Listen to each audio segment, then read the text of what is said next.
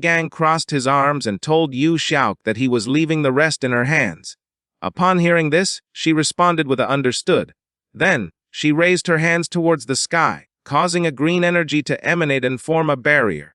She turned her head to the side and explained to everyone that she had placed a protective barrier against espionage around the headquarters so that they could all speak freely without worrying about being spied on.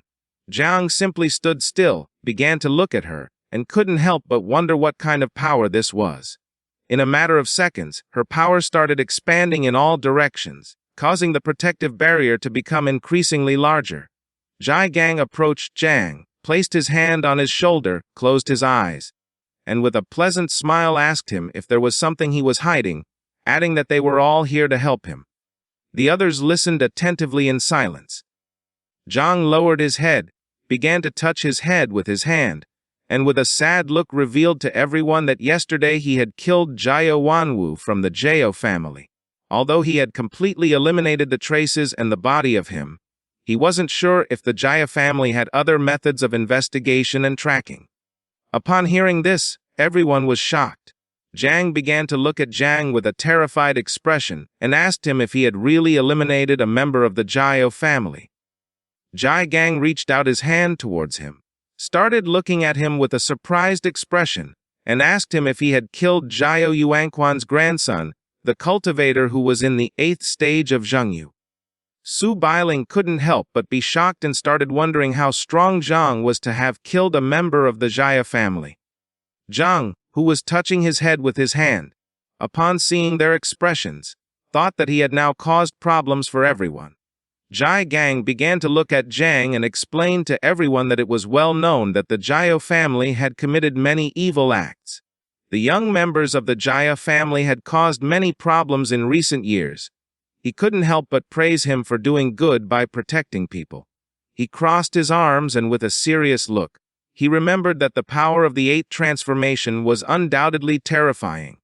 But according to what he knew, his last grandson was Jiao Yuanwu, the most incompetent and least favored of him. That being said, it was possible that old Jiao Yuanquan would not personally intervene. Jane Tang, who had one hand on her waist, extended the other towards him and started looking at him with a determined gaze. She asked him not to worry because if the Jiao family sent someone, they the night watch would protect him since they were not weak. Jang began to look at Gang with a pleasant gaze and couldn't help but smile and feel happy. He was an orphan, and even though he had had neighbors who had helped him since he was little, this was the first time he felt like having a home. Gang turned his back on him, started to walk away, slightly turned his head towards him, and thought that even if Jiao Yuanwu was useless, he probably had already reached the 2nd level of cultivation. He quickly approached Jang, grabbed him by the shoulders, started looking into his eyes, and with a surprised look asked him how he had managed to kill someone of level 30 in the combat class being an awakened person of level 17 in the creation class. Jang became somewhat nervous, started sweating, extended his hand towards him, and asked him not to get too excited because actually at that moment, someone had helped him. Upon hearing this, Gang asked him who had helped him. Jang put his hand behind his head, closed his eyes, and with a forced smile, he revealed that the 3rd daughter of the Lu family, who lived in Jiangnan, had been the person who had helped him. He also added that she had awakened a hidden defense class. Upon hearing this, everyone started looking at Jang with a surprised look, and couldn't help but wonder if he was talking about Lu Sando, the daughter of the wealthiest merchant family in Jiangnan, the Lu family. Gang approached Jang, grabbed him by the shoulders again, started shaking him, closed his eyes and with a pleasant smile, praised him because even though the Lu family was not a family of warriors, it couldn't be denied that they were rich. So if someday Jiang found himself in trouble, then the Lu family wouldn't just stand idly by. He began to look at Gang and couldn't help but sweat and wonder what he was doing. At that moment, Jang's body began to emit a powerful purple energy. Several seconds later, once Gang opened his eyes, he saw that Jang's body was surrounded by a powerful energy. Quickly, he removed his hands from his shoulder, and upon seeing this, he couldn't help but be shocked. As sweat was dripping from his face, He began to look at him with a surprised expression, and remembered that Lu Sando had awakened the defense class, so she didn't have much attacking power, which meant that the person who had killed Yan Wu had been Jang. Jang extended his hand forward, and the poisonous mist of Little Nine appeared in his palm. He began to stare at it, revealing to everyone that he was actually an awakened person specialized in 2 classes. He revealed to everyone that his other hidden class was poison. Don Feng, who was standing behind him, started looking at him with a surprised expression, and couldn't help but be shocked and wonder what this power was. Jai Gang tried to shake Zhang's hand, asking him how many more secrets he had that he didn't know. But Jang moved his hand aside because in the palm of his hand was the poisonous mist of Little Nine, and he explained that this was very poisonous, fearing that he wouldn't be able to resist it. The others stayed silent, observing this without interrupting. Just before Jang could finish his sentence, Jai Gang approached him, shook his hand, then closed his eyes, and with a smile reassured him not to worry, because he knew how to defend himself well against poisons. Little Nine's poisonous mist gradually began to make contact with Jai Gang's hand. Jane Tang started to stare at their hands, and upon seeing this, she couldn't help but wonder what this strange poison was. Several seconds later, once Jai Gang stopped shaking his hand and pulled it back, he saw that his hand had already been poisoned. Upon seeing this, he realized that this was not good. Jiang put his hand on his shoulder, closed his eyes, and told him that this time he had gone too far. Gradually, the poisonous mist began to spread over his hand. He grabbed his wrist with the other hand, stared at Zhang aggressively, and asked him to stop talking nonsense since he hadn't even tried to defend himself against the poison from the beginning. Upon hearing this, Jane Tang, who was standing behind him, closed her eyes and started laughing. Meanwhile, on the other side, Chu Billing sat near Jai Gang's hand and began staring at it intently while wondering what this poison was. Quickly, Jai Gang turned his head back to where Jai Oki was and asked her to come quickly and help him get rid of the poison.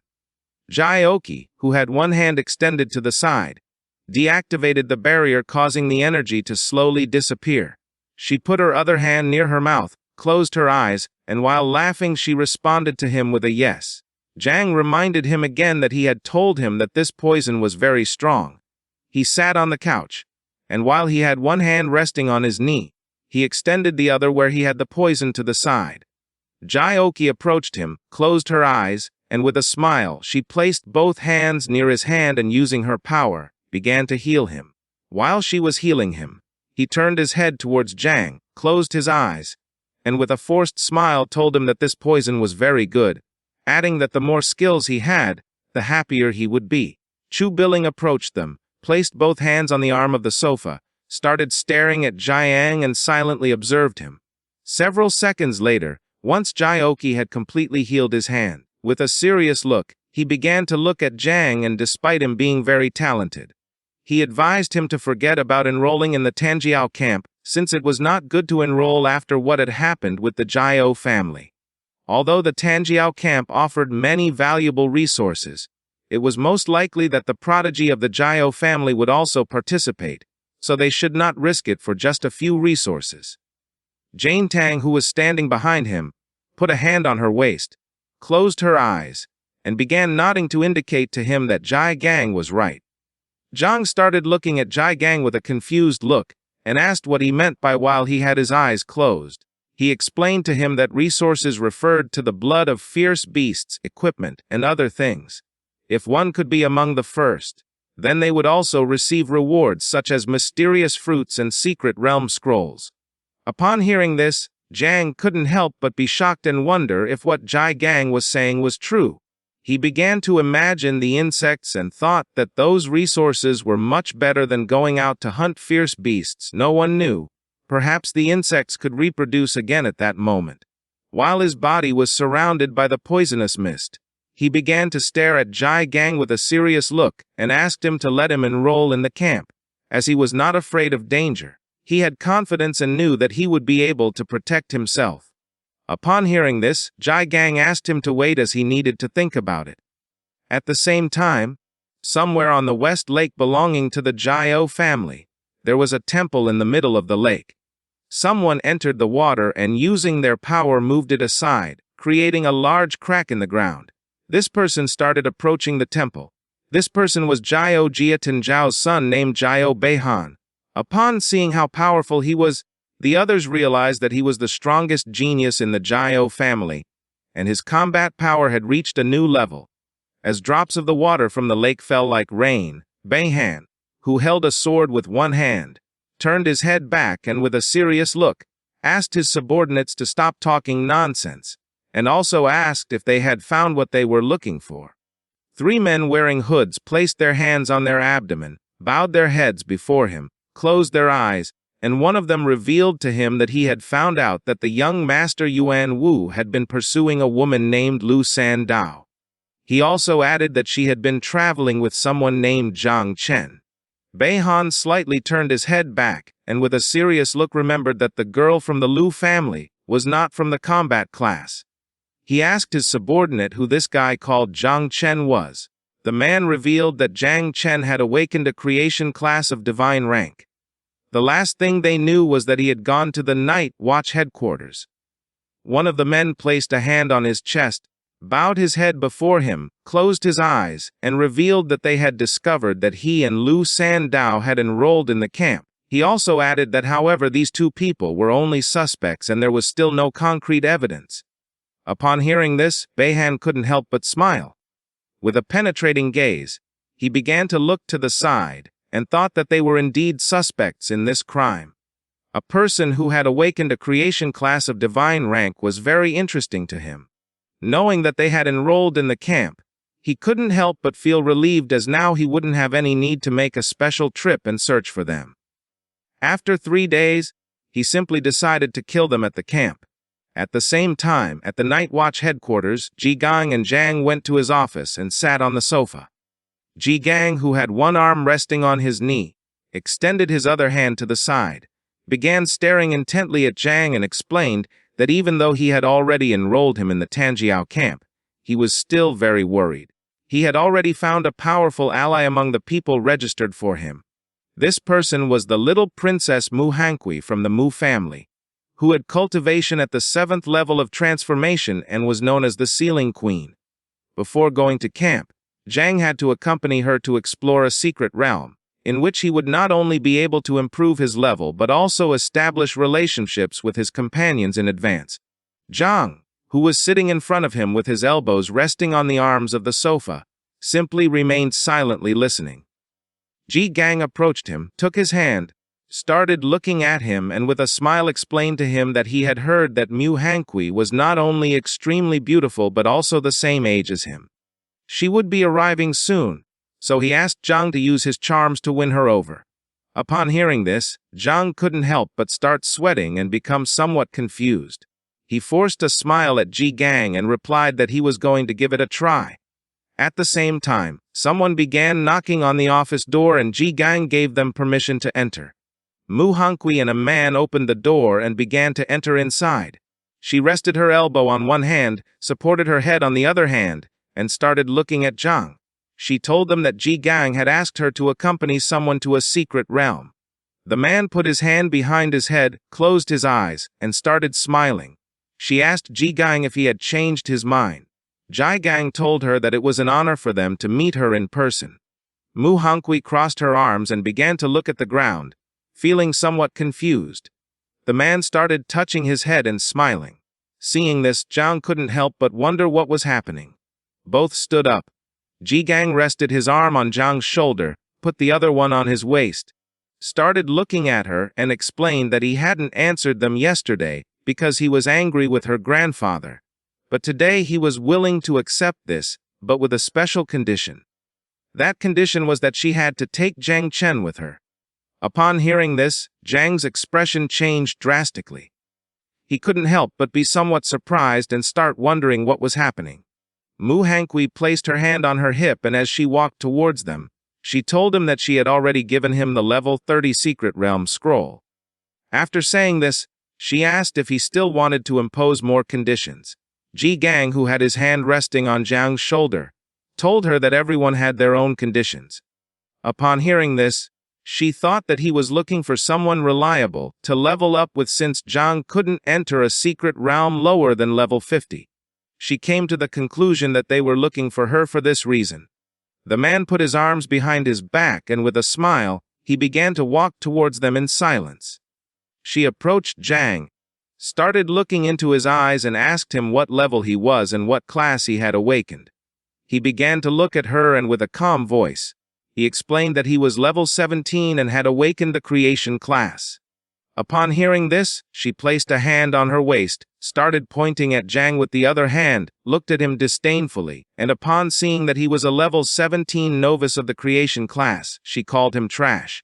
Jang couldn't help but get angry and think that she was a spoiled brat. Jang exploded with rage, clenched his fist tightly, and with a hateful look, he prepared to teach her a good lesson. He called her an empty-headed brat and asked her to show more respect since Jang had awakened a hidden divine rank.